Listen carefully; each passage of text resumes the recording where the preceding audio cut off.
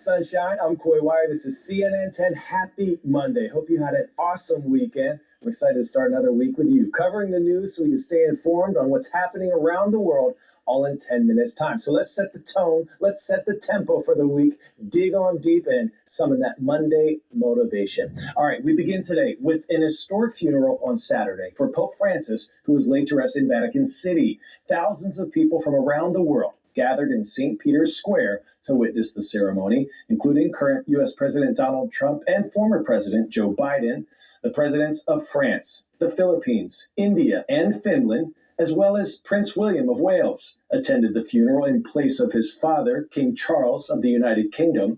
Our Clarissa Ward takes us through the day's solemn moments, followed by many of the more than 1 billion Catholics worldwide and others.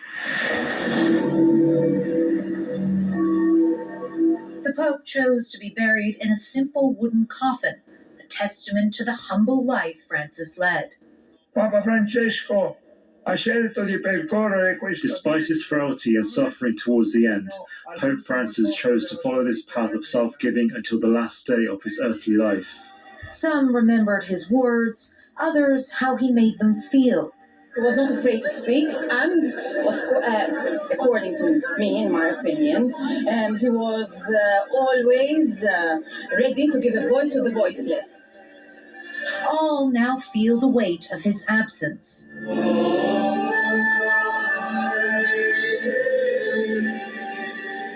Carried through the hallowed halls of St. Peter's Basilica, Pope Francis's coffin was prepared for its last journey, a historic one, through the city he served, and he left one final surprise. His coffin transported not in a hearse, but in his famous Pope-mobile.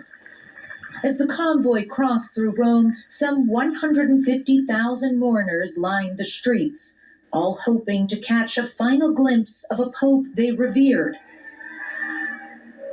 In another break from centuries of tradition, his coffin was laid to rest in the Basilica of Santa Maria Maggiore. Awaiting him on the steps, a group of marginalized, invited specifically by the Pope to be among the last to say goodbye. He was then buried in a private ceremony.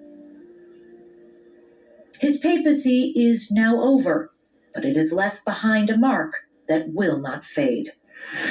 In an unexpected moment just before the Pope's funeral, President Donald Trump and Ukrainian President Volodymyr Zelensky met in the Vatican to discuss the war with Russia. Ukraine released photos of the one-on-one encounter between the leaders, the first since a tense meeting at the White House in February. And President Zelensky thanked President Trump for what he called afterwards a, quote, good meeting. The White House says the talks were productive.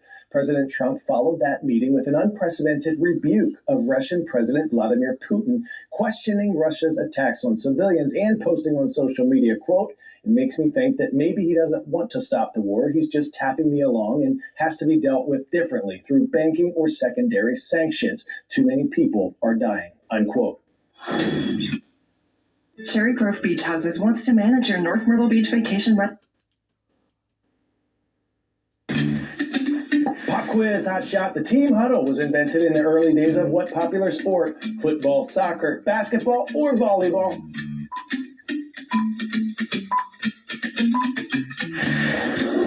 Answer is football. In 1894, a quarterback named Paul D. Hubbard, who played for the Gallaudet University football team, a university for the deaf in Washington, D.C., invented the huddle to prevent opposing teams from seeing his play calls in sign language. The NFL draft concluded over the weekend, finishing with the 7th round on Saturday. 257 college football players from across the nation saw their NFL dreams come true, being selected to one of the 32 NFL rosters. Some of you know I played 9 seasons in the NFL, was a team captain for the Buffalo Bills and Atlanta Falcons. Well, some of the TV shows here at CNN asked me to help viewers get an idea of what the emotional roller coaster is like during the NFL draft. Check it out. NFL draft day. I was more nervous than a long-tailed cat in a room full of rocking chairs. I think that's the day I started losing all my hair. You don't know when you're going to get drafted. You don't know if you're going to get drafted. And if you do get drafted, you don't know what city you're going to be moving to. But at the end of the day, you don't care. You just hope your NFL dreams come true. The day I was drafted, I was at home on my couch in Camp Hill, Pennsylvania with The people who helped me get there, my mom, my dad, my brother, my sister, my family, some of my closest friends, trying to just eat some chips and dip, pretend like everything was fine, but my heart was beaten out of my chest with every pick. And you see some of these teams who told you they're considering drafting you, they pick other people, and you start thinking, oh man, is this going to happen?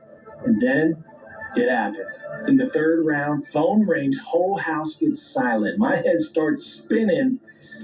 It was a friend calling saying, how you feeling? I said, I'll call you, don't call me. I hung up. My phone rings again.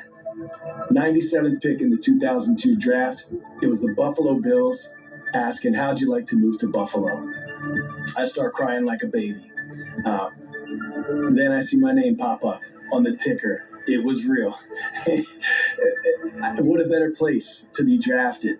Playing for Buffalo in front of some of the best fans on the planet. And I had never seen an NFL game in person until I stepped onto that field wearing a Bills helmet with that NFL logo. Dream come true. One great goal in life is to simply aim to be a little better today than we were yesterday. But that's not always easy, right? Especially when tough times hit. Well, one of the best ways to empower ourselves with knowledge and information to help us navigate tough times is to learn from those who've been through them before. And that's exactly what we're seeing in a new TikTok trend. The younger generation, which researchers have named Generation Z, are asking the generation that came before them, Millennials, for some wisdom, specifically about money. When a country sees several months of high price tags on everyday items, jobs become harder to get, and people start spending less, we call that a recession. And while economists are warning a recession is possible at some point in 2025, millennials are telling teens this ain't our first rodeo. And they're sharing some of their tried and true tips for making it through. Millennial here who graduated in 2009 during the Great Recession, and I wanted to weigh in on this conversation I've been seeing going around on social media about how we survived this time of great poverty and stress in our lives. Millennials who were young adults during the Great Recession are sharing their wisdom on TikTok. We don't panic during recessions, we prepare for them. As Gen Z anxiously prepares for a downturn that economists warn could be triggered by President Trump's trade war. So I just started seeing videos after video after video of Gen Z just feeling downtrodden, frustrated, very bleak and hopeless about the future. When I was going through the Great Recession in 2008, I didn't feel as hopeless and bleak. I was looking at my peer group, the people around me, and we were doing okay. We were all struggling, but we were in it together. Number one, take whatever job you can get. On TikTok, Sasha walked Gen Z through recession tips, like living below your means and deleting layaway payment platforms. Her biggest piece of advice: stop comparing yourself to others on social media.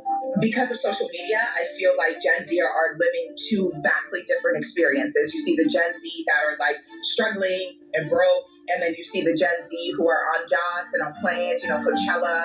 We're all in this together. The reality of the situation is the vast majority of us are struggling. On a platform that encourages keeping up with the latest trends, many TikTokers are vowing to do one thing: lower their spending.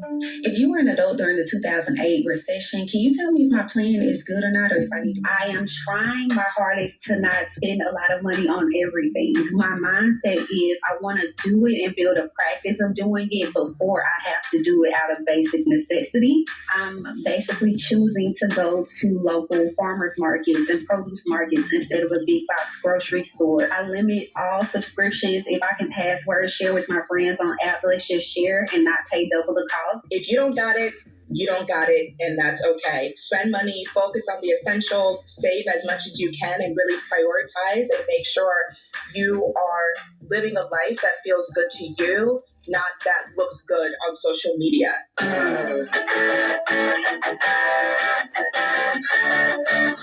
Today's story getting a 10 out of 10, a pair of hero Tennessee teens. Andy Goforth and Davin Hug were at the right place at the right time, heading home from school when they smelled smoke and found a fire had started at a nearby retirement community. We pulled over here, and I heard the people screaming, and I didn't even think about it. I kind of just jumped out and ran upstairs. My first thought is, I remember my grandma lives in there, I gotta go get grandma. The teens called 911, but it turns out the fire department was on another call in another town. So it was gonna take them longer to get to this fire. Well, that's when the teams split up, each taking one floor of the building, braving thick smoke.